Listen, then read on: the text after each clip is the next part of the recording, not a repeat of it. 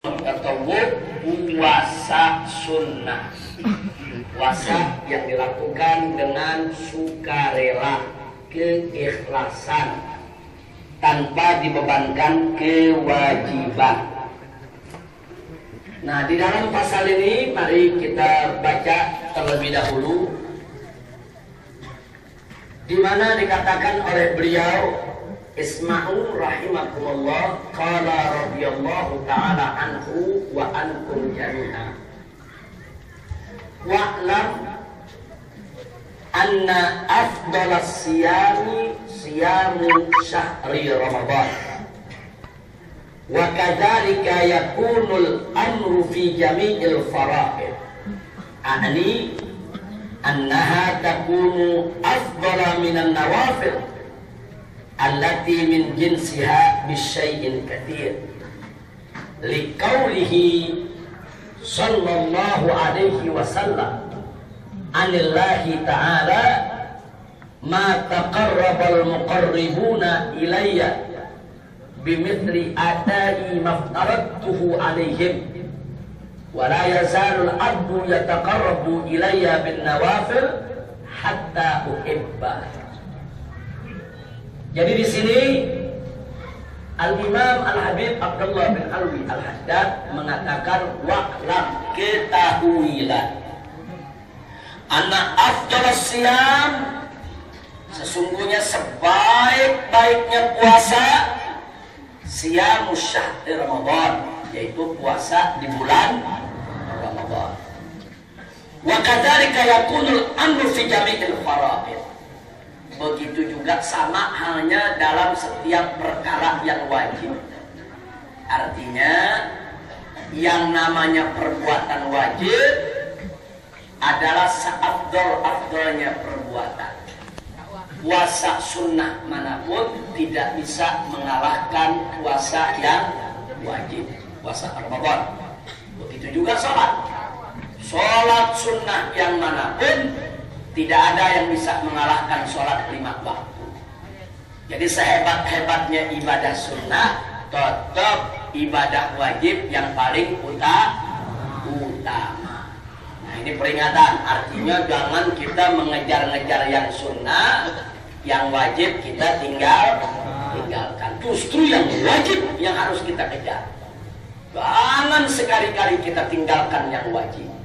Nah, yang sunnah kita kejar untuk menyempurnakan supaya kita dapat pahala yang lebih berlipat ganda, agar kita mendapat rahmat Allah Subhanahu wa ta'ala. Jadi ingat, ini yang dikatakan oleh Al-Habib Abdullah bin Alwi Al-Haddad, di mana beliau mengatakan, sekali lagi saya ulangi, wa kadzalika yakunul amru fi jami'il fara'id. Pokoknya setiap urusan yang wajib pasti lebih afdal daripada yang sunnah. Nah, kemudian annaha, maksudnya ibadah yang wajib tadi, takunu afdal minan nawafil.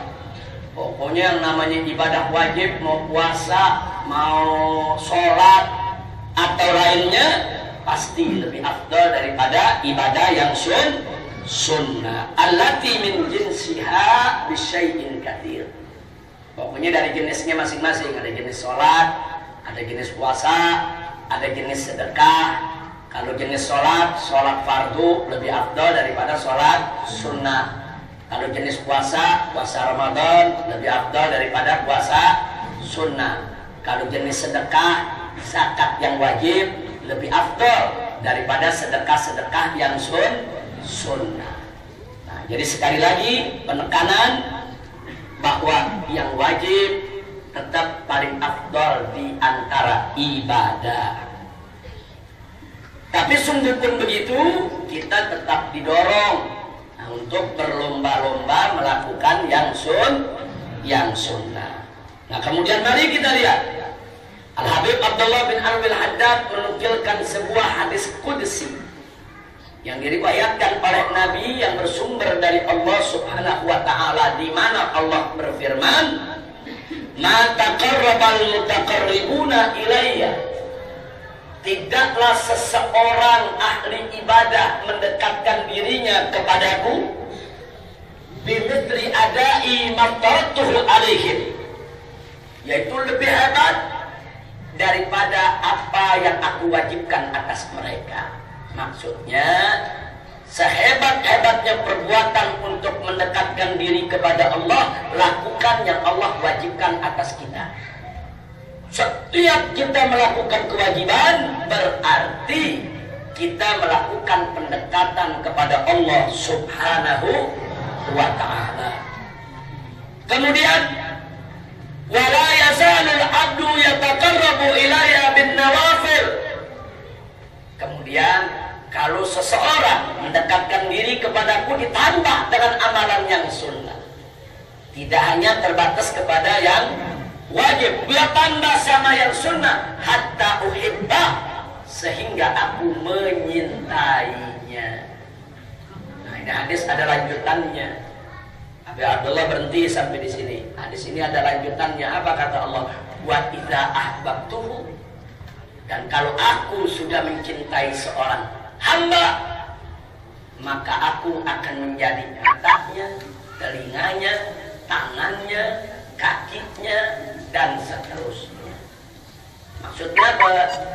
Maksudnya mata kita, telinga kita, tangan kita, kaki kita diberkahi oleh Allah Subhanahu wa ta'ala. Sehingga kalau orang sudah dicintai oleh Allah, matanya bisa melihat yang gak bisa dilihat orang lain. Telinganya bisa jadi mendengar yang tidak didengar orang lain. Tangannya penuh keberkahan, bisa melakukan yang gak bisa dilakukan orang lain. Kakinya juga penuh keberkahan, dia bisa melangkah yang tidak bisa dilakukan orang lain. Nah, artinya kalau orang sudah dicintai Allah, Allah berikan aneka ragam keberkahan pada kehidupannya dan setiap anggota tubuhnya. Alhamdulillah. Nah, jadi bagaimana supaya Allah cinta? Pertama, laksanakan yang wajib. Kedua, tambah dengan yang sunnah. Baik, sekarang kita masuk lagi.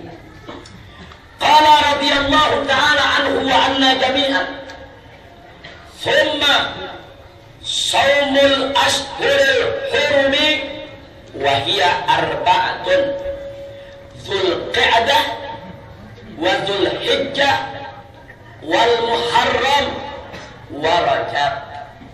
Kemudian kata Habib Abdullah bin Abdul Haddad, yang perlu kita ketahui daripada puasa sunnah yang bagus, yaitu saumul ashhuril hurum, puasa di bulan-bulan haram. Maksudnya bulan haram, bulan suci. Bulan suci itu 1 tahun hanya ada 4. Allah berfirman dalam surat At-Taubah ayat 36, di mana wallahu subhanahu wa ta'ala qal inna iddatas syuhuri indallahi 12 syahran fi kitabillah yauma khalaqas samawati wal arda minha arba'atun hurumun.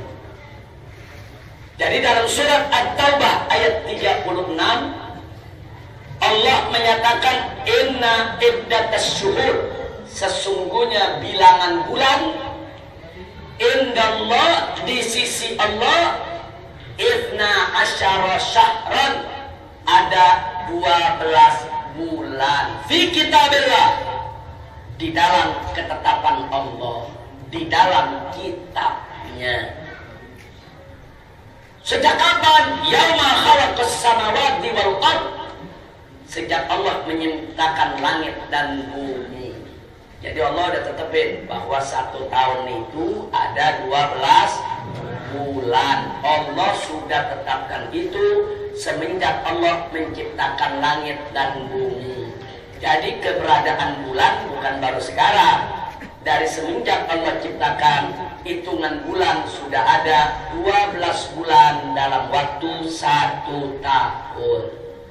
Selanjutnya Allah nyatakan minha, dari yang 12 tersebut arba'atun hurum, ada 4 bulan haram, ada 4 bulan suci. Bulan apa saja yang suci? Bulan yang suci tidak lain dan tidak bukan adalah Dzulqa'dah, Dzulhijjah, Muharram, dan bulan Rajab. Itu disebut bulan suci. Cuma di Indonesia terbalik, yang disebut bulan suci bulan Ramadan. Ramadan itu bukan bulan haram, tapi syahrun karim, bulan mulia. Bulan mulia, bulan Ramadan. Bulan agung, bulan Ramadan. Tapi kalau bulan suci, Dzulqa'dah, Dzulhijjah, Muharram, dan bulan Rajab. Yang 3 bulan berturut-turut. Dzulqa'dah, Dzulhijjah, Muharram berturut-turut selama 3 bulan. Sedangkan bulan Rajab dia berdiri sendiri. Kenapa disebut bulan suci? Karena di bulan tersebut umat Islam tidak boleh perang. Karena di bulan tersebut umat Islam tidak boleh menumpahkan darah. Karena di bulan tersebut umat Islam tidak boleh ada pertikaian. Karena di bulan tersebut, andai kata umat Islam sedang berperang melawan orang kafir, wajib gencatan senjata. Stop. Kecuali kalau musuh tetap menyerang. Boleh kita hanya membela diri. Tidak boleh kita menyerang habis-habisan mereka. Masuk bulan suci, stop peperang. Jadi perhatikan tuh, nggak boleh di bulan suci perang. Kecuali kalau kita diserang. Bahkan ada pencuri harus dipotong tangan, ada pembunuh harus dihukum mati. Sudah divonis, silakan jalankan, tapi tidak boleh dijalankannya di bulan suci. Jadi kalau vonisnya divonis di bulan Rajab, ya tunggu sampai bulan Rajabnya habis. Bulan Rajabnya sudah habis, baru boleh dilaksanakan hukumnya. Nah kalau bulan Ramadan bukan bulan suci, makanya bulan Ramadan boleh perang. Perang Badar, bulan apa? Ramadan. Jadi salah, kita di sini dibilang bulan Ramadan bukan bulan perang. Siapa bilang? Ramadan itu bulan perjuangan. Ramadan itu bulan perang. Ramadan itu bulan pengorbanan. Tapi memang di bulan Ramadan itu adalah bulan sabar.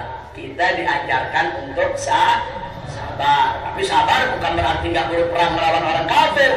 Kalau ada orang kafir melakukan kebatilan harus diperangi, boleh untuk diperangi di bulan Ramadan, tapi nggak boleh diperangi di bulan Rajab. Jadi makanya kalau masuk bulan Rajab jaga sikap. Nah, masuk bulan Dzulqa'dah, Dzulhijjah, Muharram jaga sikap. Nah, jangan ada penumpahan darah. Nah inilah yang sudah menjadi ketentuan syariat Nabi kita Muhammad Sallallahu Alaihi Wasallam. Tapi malam hari ini saya bukan ingin bicara tentang bulan haramnya. Saya bukan ingin bicara tentang kesucian bulannya. Saya bukan ingin bicara tentang hukum-hukum yang ada di 4 bulan tersebut. Saya hanya ingin mengingatkan bahwa puasa di bulan-bulan haram sangat dianjurkan. Itu hadisnya sahih. Anda bisa buka dalam kitab Riyadhus Shalihin bahwa puasa di bulan haram dianjurkan oleh Nabi kita Muhammad Sallallahu Alaihi Wasallam. Kita lihat puasa di bulan haram. Kita buka kitab Riyadhus Shalihin. Nah, dalam kitab Riyadhus Shalihin, yaitu di dalam hadis yang ke 1 1266. Nabi mengatakan kepada para sahabatnya, sum minal hurum, sum minal hurum, puasalah kamu sekalian daripada bulan haram. Nah, berarti bulan Rajab bulan haram bukan? Bulan haram.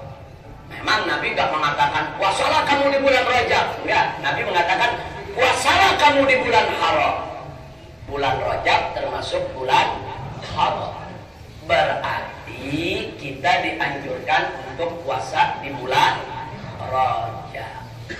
Kira-kira jelas tidak? Nah, jadi ini hadisnya sahih, ada dalam kitab Riyadhus Shalihin, nah, yaitu hadis yang ke-1266. Kita lanjutkan, kita Nasaih Diniyah. Dikatakan di sini oleh Habib Abdullah bin Alwi Al-Haddad, waqad warada. Jadi ada riwayat menyatakan anna sauma yaumin minal ashhuril hurumi, bahwa puasa satu hari di bulan haram ya'dilu siyamu 30 yauman min ghairiha, sama dengan puasa 30 hari di bulan lain. Satu hari puasa di bulan haram termasuk bulan Rajab sama dengan puasa 30 hari di bulan lain. Wasiyamu yaumin min Ramadan, dan puasa satu hari di bulan Ramadan sama dengan ya'dilu 30 yauman minal ashhuril hurum, sama dengan puasa 30 hari di bulan haram. Satu hari Ramadan sama dengan 30 hari bulan haram. Satu hari bulan haram sama dengan 30 hari bulan yang lainnya.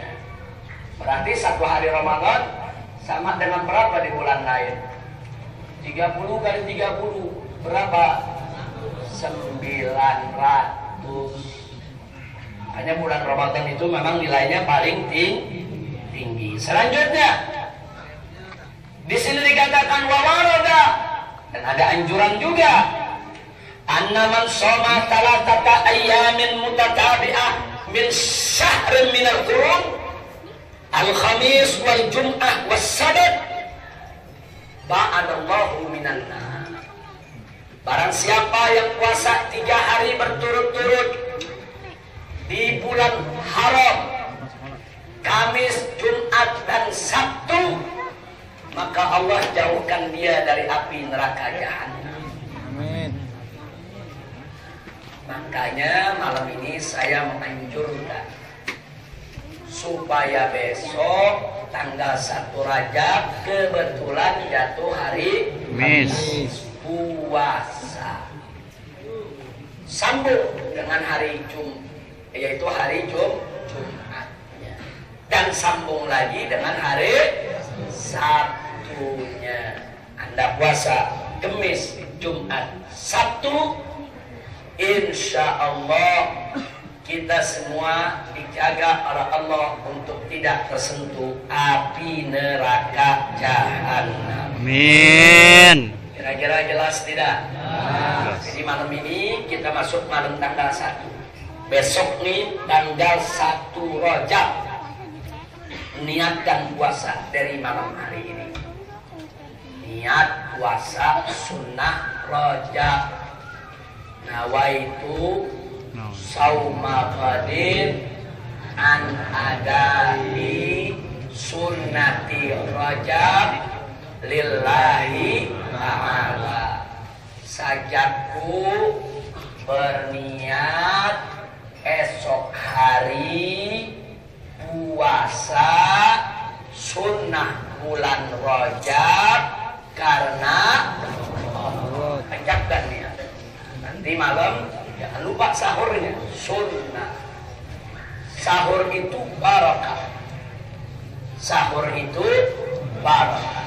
Nanti malam sahur sebelum subuh, setelah sahur selesai 10 menit sebelum subuh tahan diri untuk tidak makan dan minum lagi. Nah, kemudian subuhnya bisa kita tegakkan sholat fardu subuh.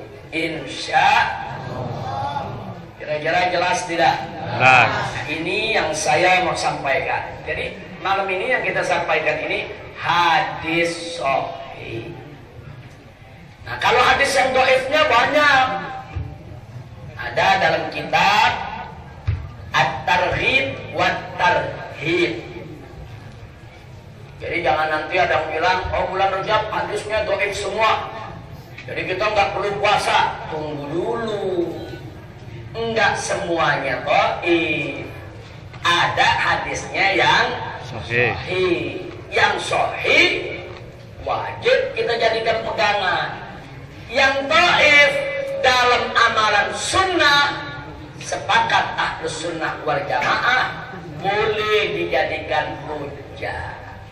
Tapi saya ingatkan, tadi yang digunakan oleh Al-Imam Nawawi dalam kitab Riyadhus Shalihin dan Imam Abdullah bin Alwi Al-Haddad dalam kitab An-Nasaih Ad-Diniyah, itu hadis yang sahih. Nah, sekarang kalau mau tambahan hadisnya, mari kita lihat dalam kitab saudara, yaitu kitab At-Targhib wa Tarhib.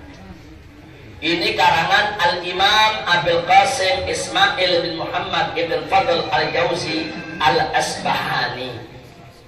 Nah, jadi kitab ini saudara, kita buka hadis ke 1820 sampai ke 1826.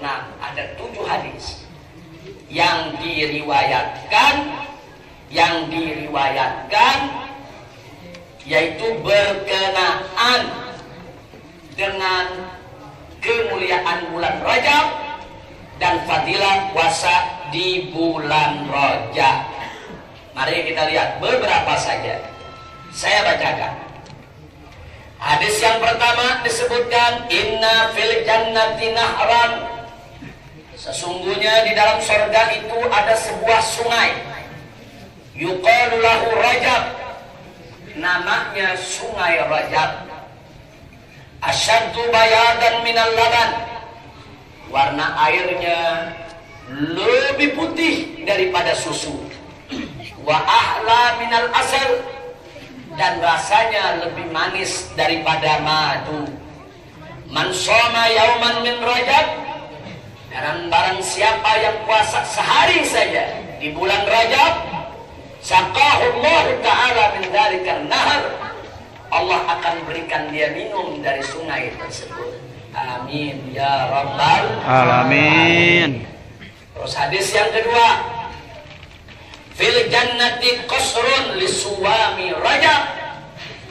Dalam surga itu ada istana khusus bagi mereka yang suka puasa di bulan Rajab. Terus hadis yang ketiga, inna Rajab syahrun azimun tudha'afu fihil hasanat. Sesungguhnya bulan Rajab itu bulan yang agung, yang kebaikan dilipat gandakan di dalamnya. Faman shoma yauman min Rajab kana kasiyami sisati ayyam. Barang siapa yang puasa di bulan Rajab sama dengan seperti puasa 6 hari. Wa man shoma sab'ati ayyam.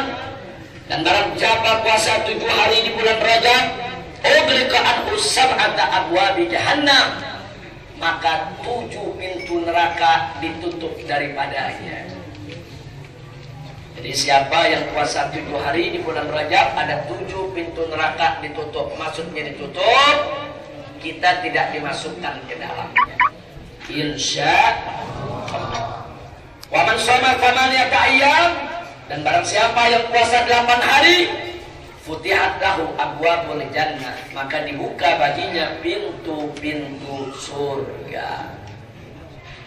Karenanya jangan kaget. Dulu Nabi kalau sudah masuk bulan Rajab, kebiasaan beliau puasa sampai bulan Ramadan. Karena dalam satu hadis Nabi mengatakan Rajab syahrullah. Bulan Rajab adalah bulannya Allah. Wa Sya'ban syahri. Dan Sya'ban itu bulanku, kata Nabi. Maksudnya bulan Nabi. Wa Ramadan syahru ummati. Sedangkan Ramadan bulannya umatku. Rajab bulan Allah, Sya'ban bulan Nabi, Ramadan bulan umat Islam. Nah, umat Islam wajib puasa di bulan Ramadan. Tapi Nabi sangat mencintai Allah dan mengagungkannya. Kalau bulan umatnya beliau berpuasa, maka bulan Allah dan bulan Nabi beliau tidak mau tinggalkan. Makanya kalau sudah masuk bulan Rajab, Nabi puasa selama 3 bulan. Rajab, Sya'ban, Ramadan. Itu yang pertama. Kalau masuk bulan Rajab, itu yang Nabi kerjakan. Yang kedua, setiap masuk bulan Rajab, Nabi membaca doa. Allahumma barik lana fi Rajab wa Sya'ban wa ballighna Ramadan. Allahumma barik lana fi Rajab wa Sya'ban wa ballighna Ramadan. Allahumma barik lana, ya Allah berkahilah bagi kami fi Rajab wa Sya'ban, di bulan Rajab dan Sya'ban, wa ballighna Ramadan, dan panjangkan umur kami sehingga sampai kepada bulan Ramadan. Jadi saking mulianya bulan Ramadan, sampai Nabi terus berdoa kepada Allah, jangan sampai nggak dapat Ramadan. Jadi kalau Ramadan nggak mulia, Nabi nggak doa gitu. Saking mulianya, Nabi nggak mau ketinggalan bulan Ramadan. Tiap habis sholat itu doa Nabi. Allahumma barik lana fi Rajab wa Sya'ban wa ballighna Ramadan. Itu yang kedua. Yang ketiga, setiap bulan Rajab ba'da sholat fardu, Nabi membaca doa, Rabbighfirli warhamni wa tub alayya. Rabbighfirli warhamni wa tub alayya. Para ulama kita dulu mengajarkan 70 kali setiap selesai sholat fardu. Rabbighfirli warhamni wa tub alayya. Atau Rabbighfir warham wa anta khairur rahimin. Rabbighfir warham wa anta khairur rahimin. Nah, jadi itu zikir Nabi kalau udah masuk bulan Rajab. Rabbighfirli warhamni wa tub alayya. Rabbighfirli warhamni wa tub alayya. Rabbighfirli warhamni wa tub alayya. Coba baca semua. Rabbighfirli warhamni wa tub alayya. Rabbighfirli warhamni wa tub alayya. Rabbighfirli warhamni wa tub alayya. Hafal? Sudah hafal? Bagus. Terus sambung. Allahumma barik lana fi Rajab wa Sya'ban wa ballighna Ramadan. Ayo baca. Allahumma barik lana fi Rajab wa Sya'ban wa ballighna Ramadan. Allahumma barik lana fi Rajab wa Sya'ban wa ballighna Ramadan. Allahumma barik lana fi Rajab wa Sya'ban wa ballighna Ramadan. Nah, itulah zikir yang sering dibaca oleh Nabi ketika sudah masuk bulan Rajab. Terus tiap hari Nabi baca itu, saudara.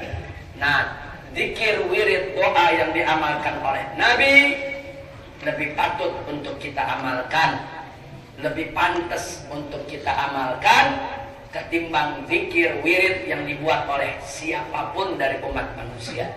Karena tidak ada satu doa, satu zikir, satu wirid yang dibuat oleh manusia yang lebih hebat, lebih afdol, lebih berkah dari apa yang dibuat oleh Nabi kita Sayyiduna Muhammad Sallallahu alaihi wasallam. Nah, kalau kita udah amalin yang Nabi kasih, silakan ditambah dengan doa yang dari ulama, doa yang dari ustaz, doa yang kita buat sendiri silakan ditambah, tapi utamakanlah doa yang diajarkan oleh Nabi Muhammad Sallallahu Alaihi Wasallam. Nah baiklah. Kemudian ada hadis lain yang berbunyi, Anna alaika bi arba'i layalin minas sana. Wajib atas kamu menjaga 4 malam dalam 1 tahun. Sebab 4 malam ini sangat mulia. Fa innallaha azza wa jalla, sesungguhnya Allah yang maha perkasa lagi maha mulia, yufarrid fihinna rahmah ifragan, karena Allah di 4 malam tersebut menyebarluaskan rahmat seluas-luasnya. Allah sebarluaskan rahmat.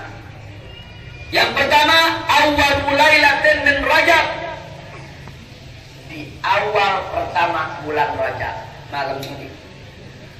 Malam ini Allah sebarluaskan rahmat seluas-luasnya untuk hamba-hambanya. Yang kedua, walailatin nisfi min Sya'ban, dan malam pertengahan bulan Sya'ban. Yang ketiga, walailatul fitri, malam Idul Fitri, malam takbiran. Dan yang keempat, walailatul adha, malam Idul Adha. 4 malam ini begitu mulia dan agung. Allah sebarluaskan rahmat seluas-luasnya. Yuk rame-rame kita raih, rebut rahmat tersebut untuk keberkahan hidup kita di dunia maupun di akhirat. Dari malam ini jangan diisi ini malam dengan maksiat. Makanya bagus, dari tadi jamaah sudah kumpul, sholat isya berjamaah, kemudian baca burda, kita kumpul di masjid yang mulia. Berarti malam ini kita isi dengan kebaikan. Alhamdulillah. Sekarang kita teruskan dengan pengajian. Nah, ini kita dalam suasana yang luar biasa. Jadi malam ini tolong diisi. Nanti selesai pengajian pulang ke rumah jangan diisi dengan maksiat. Ini malam penuh rahmat. Mintalah kepada Allah apa yang Anda ingin minta. Yang sekolah mau minta lulus, doa ini malam. Yang kerjanya susah mau digampangkan, minta ini malam. Yang punya penyakit susah sembuhnya, minta malam ini. Yang punya utang sulit dilunasinya, minta sama Allah malam ini. Yang mau biayain anak sekolah nggak punya duit, minta sama Allah malam ini. Artinya ini malam mulia. Minta apa yang kita mau, minta. Allah maha kaya. Allah nggak miskin karena permintaan kita. Minta seluas-luasnya. Minta sebanyak-banyaknya. Apa saja yang kita perlu. Malam nanti bangun, sholat, tahajud, minta kepada Allah. Yang sakit supaya sembuh. Yang belum dapat pekerjaan supaya dapat pekerjaan. Yang jodohnya belum datang supaya jodohnya lekas datang. Yang perempuan, yang laki, yang belum punya anak supaya dikaruniakan anak. Amin. Minta ini malam. Minta kepada Allah Subhanahu wa Ta'ala. Minta. Saya yakin Anda di sini semua punya hajat yang berbeda-beda. Ada punya hajat untuk urusan utang piutang, untuk urusan kerja, untuk urusan penyakit, untuk urusan hubungan berumah tangga, untuk urusan anak. Oh, punya anak bandel nggak bisa diurus, minta ini malam supaya anaknya tidak bandel lagi, tidak nakal lagi. Oh, kita selama ini sulit mau sholat, sulit mau ibadah, minta ini malam supaya ke depan dimudahkan oleh Allah untuk ibadah, supaya sholat tuh nggak sulit, ibadah tidak sulit. Nah, yang sampai malam hari ini masih suka maksiat, masih suka judi, masih suka nipu, masih suka mencuri, minta kepada Allah ini malam supaya kita tidak lagi melakukan kemaksiatan, supaya apa yang sudah kita lakukan diampuni oleh Allah, dimaafkan oleh Allah, dan ke depan kita diberikan kekuatan iman supaya tidak melakukan kemunkaran lagi, insya Allah. Jadi ini malam-malam mulia, jangan kita rusak kemuliaan malam ini. Maka itu di malam seperti inilah kita banyak-banyak istighfar, kita mohon ampun kepada Allah atas segala dosa kita, Kita mohon juga rahmat Allah Subhanahu wa Ta'ala yang rahmatnya amat luas tanpa batas. Mudah-mudahan malam ini kita semua diampuni dosanya oleh Allah Subhanahu wa Ta'ala dan dikabulkan segala hajat kita. Amin ya rabbal alamin. Ayo sama-sama kita bawakan Ya Ghaffar.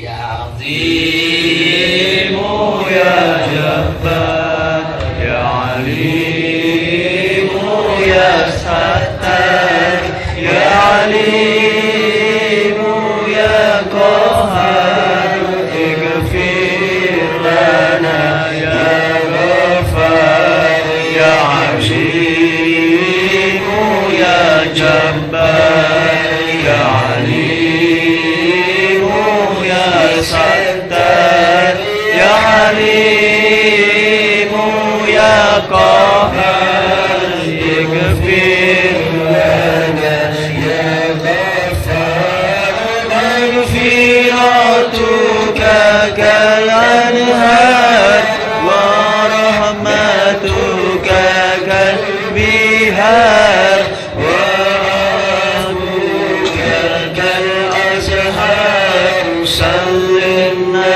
ya Rabb minan nar maghfiratuka kal anhar wa rahmatuka kal bihar wa afuka kal azhar sallimna ya Rabb minan nar ya Azimu ya Jabbar ya Alimu ya Sattar ya Halimu ya Qahhar Ighfir lana ya Ghaffar ya Azimu ya Jabbar ya Alimu ya Sattar ya Halimu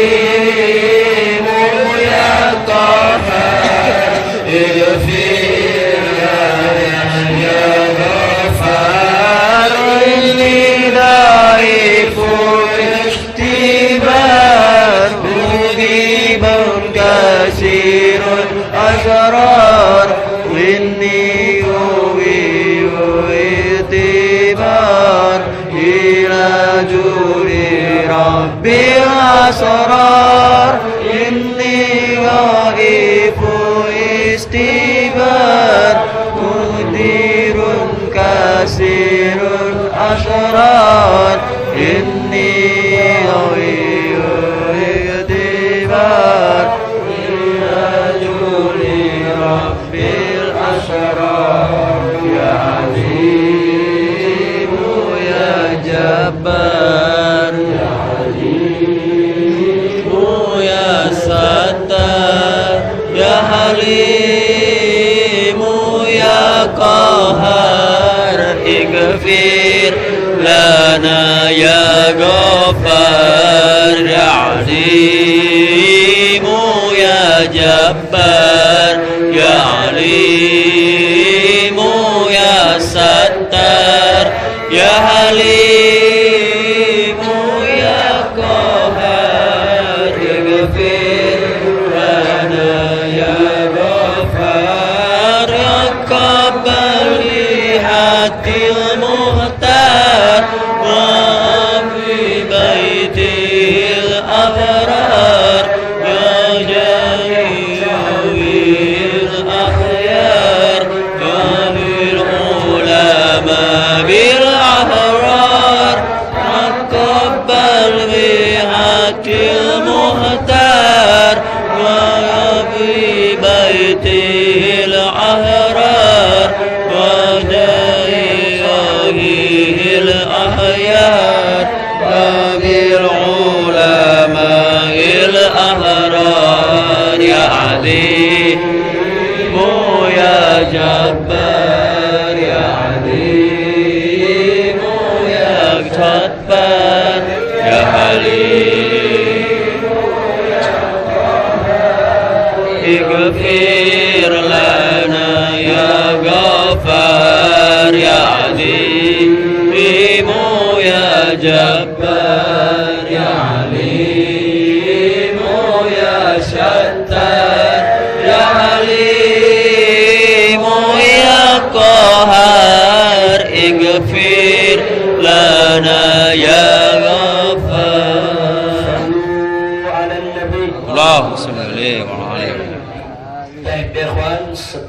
panjang lebar, saya telah sampaikan malam hari ini tentang kemuliaan bulan Rajab dan perlunya kita puasa sunnah.